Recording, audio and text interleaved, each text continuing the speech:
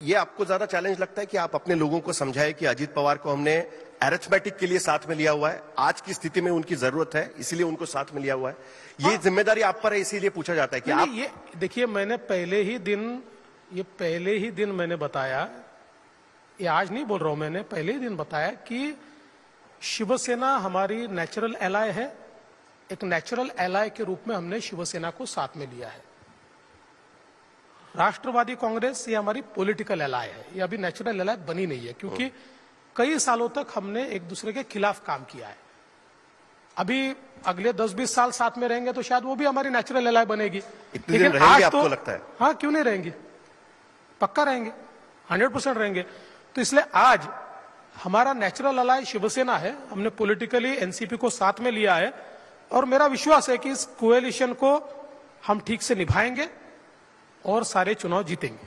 Sir, जब अजीत पवार आने वाले थे उसके पहले आपने यहां पर मीडिया में कुछ इंटरव्यू दिए थे और आपने कहा था कि शरद पवार की भूमिका इस पूरे एनसीपी कांड में बहुत इंपॉर्टेंट है, और तब आपने कहा था कि अभी तो मैं अर्ध सत्य बता रहा हूं, बाकी चीजें हम समय आने पर बताऊंगा। तो आज इस मंच पे आप पूर्ण सत्य बता ही दीजिएगा कि शरद पवार की भूमिका इसमें क्या रही थी। आप शरद पवार के साथ, क्या शरद पवार कहते हैं कि हमने कभी बीजेपी के साथ अलायंस करने के लिए ओके नहीं किया था, लेकिन अजीत पवार पार्टी के खिलाफ जाकर बीजेपी के साथ चले गए हैं। सच्चाई क्या है? 2019 की सच्चाई आज लोगों को पता चलनी चाहिए। क्या शरद पवार का आशीर्वाद 2019 में जो हुआ उसको था या नहीं था? आपका वर्जन क्या है इसमें? पहली बात तो यह है कि पूरी सच्चाई के लिए आपको थोड़ा वेट करना पड़ेगा, क्योंकि पॉलिटिक्स में एक समय होता है चीज को पूरे तरीके से उजागर करने का। You have to hit at right time, so just wait for the right time. पर मैं इतना कहता हूं, 2019 में जिस समय शिवसेना ने हमको धोखा देकर कांग्रेस के साथ और एनसीपी के साथ बातचीत शुरू की और यह ध्यान में आया कि अब उद्धव जी को मुख्यमंत्री की कुर्सी बुला रही है और ये कोई अपने साथ आने वाले नहीं है, उस समय हम लोग ये विचार कर रहे थे कि अब इसके ऊपर हम क्या उपाय कर पाए। उस समय राष्ट्रवादी कांग्रेस से कुछ लोगों ने मेरे सामने प्रपोजल रखा कि हम लोग आ सकते हैं, क्योंकि हम 3 पार्टी की सरकार नहीं चाहते, we want a stable government. मैंने उनको कहा कि ठीक है, मैं कुछ चर्चा करके आपको कहूंगा। फिर चर्चाएं भी हुई। उसके बाद शरद पवार जी के साथ हमारी बैठक हुई। शरद पवार जी ने यह कहा कि हम बीजेपी के साथ आएंगे। हमने यह तय किया, जिम्मेदारी मुझ पर और अजीत पवार जी पर डाली गई। हमने बैठकर अलायंस कैसा होगा, उसमें किसको कौन सा पोर्टफोलियो मिलेगा, किसके पास कौन से जिले जाएंगे, ये सारी चीजें तय की। उसी अलायंस करने के वो जो प्रक्रिया थी, उस प्रक्रिया में यह भी तय हुआ कि चूंकि दिन खत्म होते हैं तो उसके बाद सरकार बनने को थोड़ा समय लगता है, तो राष्ट्रपति शासन लगाना पड़ेगा, तो लगा दिया जाए। तो सोच समझकर राष्ट्रपति शासन भी लगा और उसके बाद eight one fine morning Sharad Pawar ji ने अपना निर्णय बदल दिया और फिर अजीत पवार को यह लगा कि यह सही नहीं है, क्योंकि हम इतने आगे बढ़ चुके हैं और इसके बाद इस प्रकार से निर्णय को बदलना ये विश्वासघात होगा, ऐसा अजीत पवार को लगा। और इसलिए उन्होंने कहा मैं तो बीजेपी के साथ जाऊंगा, जो तय हुआ है। उन्होंने पवार जी को भी बताया कि भाई जिस प्रकार से, क्योंकि आपने ये सारा अलायंस किया, आप इसको यहां तक लेकर आए और इसके बाद इस स्टेज पर यह चेंज नहीं हो सकता है, और इसलिए हम लोगों ने शपथ ली। फिर उसके बाद क्या हुआ वो हिस्ट्री है, आपने सबने देखा हुआ है। तो इसलिए मैं ये कहता हूं कि हमने उस समय चर्चाएं अजीत पवार जी से नहीं की थी, हमने चर्चाएं शरद पवार जी से की थी। शरद पवार जी के साथ निर्णय हुआ था। शरद पवार जी ने ऑथराइज करने के बाद ही अजीत पवार और मैं बैठे थे। तो इस बार चर्चा किससे हुई? सीधे अजीत पवार से हुई कि इस बार भी शरद पवार से बातचीत हुई? नहीं, अजीत पवार से हुई, लेकिन अब उनकी शरद पवार जी से क्या बातचीत हुई ये तो आप ज्यादा जान सकते हैं। शरद पवार तो कहते हैं कि मैं तो बीजेपी के साथ जाने के लिए तैयार नहीं था, मेरे ये करने की वजह से शिवसेना और बीजेपी में दरार पड़ी और उसका फायदा अपोजिशन पार्टीज को हुआ। तो उनके हिसाब से ये एक तरीके से उनकी एक चाल थी और जिसमें बीजेपी फंसी। देखिए, वो नई नई बातें बताते, उन्होंने एक दिन ये बोल दिया कि राष्ट्रपति शासन उठाना था इसलिए मैंने ये किया, ये कहा ना उन्होंने।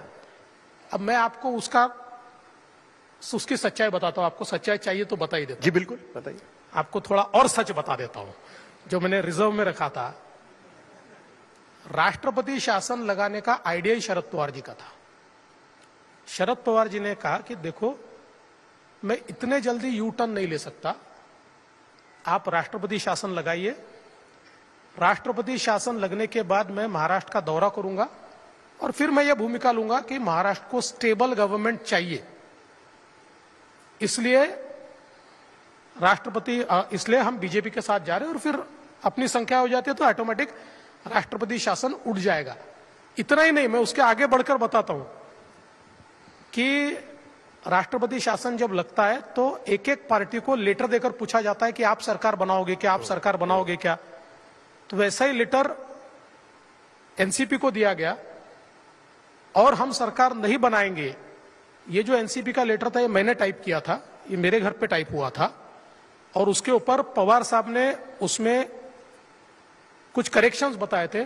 उस करेक्शंस को एग्जीक्यूट करके वो पत्र एनसीपी का दिया गया कि नहीं, हम भी सरकार नहीं बनाना चाहते, तब जाकर राष्ट्रपति शासन लगा था। तो इसलिए देखिए, पवार साहब बड़े आदमी है, बड़े नेता है, वो अलग अलग प्रकार की बातें कहते। सच बात यह है कि जब हमारे साथ शिवसेना ने विश्वासघात किया, हमारी पीठ में खंजर भोंका, उस समय पवार साहब ने ही हमारे साथ बातचीत की थी। पवार साहब ही हमारे साथ सरकार बनाना चाहते थे, और फिर जो हुआ वो आप सबने देखा। मुख्यमंत्री और डीसीएम 2 उनमें कोई नहीं, बिल्कुल नहीं, कोई प्रॉब्लम नहीं है। मुख्यमंत्री, डीसीएम 1, डीसीएम 2 और पूरा मंत्रिमंडल साथ में, सब लोग साथ में, सब एकदम। तो आज की स्थिति में जो कास्ट बेस्ड सेंसस का चैलेंज आपके सामने खड़ा हुआ है, क्योंकि एनसीपी कह रही है कि कास्ट बेस्ड सेंसस होना चाहिए, छगन भुजबल या बाकी सारे नेता कह रहे हैं, बीजेपी का रवैया अब तक उसको लेकर साफ नहीं है। कल प्रधानमंत्री ने उस पर आलोचना भी की है कि कास्ट बेस्ड सेंसस को लेकर। तो आपकी भूमिका क्या रहेगी? क्या महाराष्ट्र में कास्ट बेस्ड सेंसस का सपोर्ट आपकी गवर्नमेंट करेगी? पहली बात तो कास्ट बेस्ड सेंसस ये शब्द ही गलत है, क्योंकि सुप्रीम कोर्ट ने ये बता दिया है कि सेंसस ये स्टेट नहीं कर सकते, ये सर्वे है। ठीक है, सर्वे। और इस प्रकार का एक एम्पिरिकल सर्वे हम लोग पिछले समय भी करा चुके हैं महाराष्ट्र में। सबसे महत्वपूर्ण दो चीजें इसमें है। देखिए, कास्ट बेस्ड सर्वे को किसी की ना नहीं हो सकती है, लेकिन इसमें जो एकदम मूलगामी बातें जो है उसको हमको ध्यान में लेना पड़ेगा। पहली बात, देश में 2011 में एक इस प्रकार का सोशो इकोनॉमिक कास्ट सर्वे हुआ था, लेकिन उसके बाद मनमोहन सिंह जी ने ही उस समय निर्णय लिया था कि इसके आंकड़े डिक्लेयर नहीं किए जाएंगे। क्यों नहीं किए जाएंगे? इसके कुछ कारण है। आज भी देखिए, बिहार ने सेंसस या सर्वे करने के बाद जो आंकड़े घोषित किए, अब वहां पर लड़ाई जुड़ गई है। कुर्मी कहते हैं हम इतने कम नहीं है, कोयरी कहते हैं हम इतने कम नहीं है, और कोई कम्युनिटी कहती है हम तो 6%, हमको 2% दिखाया गया है। तो इसलिए इसका जब तक ऑथेंटिक मॉडल तैयार नहीं होता है, कोई मॉडल नहीं ऑथेंटिक। बट सर, वो तो करना ही पड़ेगा ना। आपकी स्टेट पे भी मराठा समाज कह रहा है कि हमें आरक्षण चाहिए, धनगर समाज कह रहा है कि हमें अलग से आरक्षण चाहिए, आपने वादा भी किया था उनको।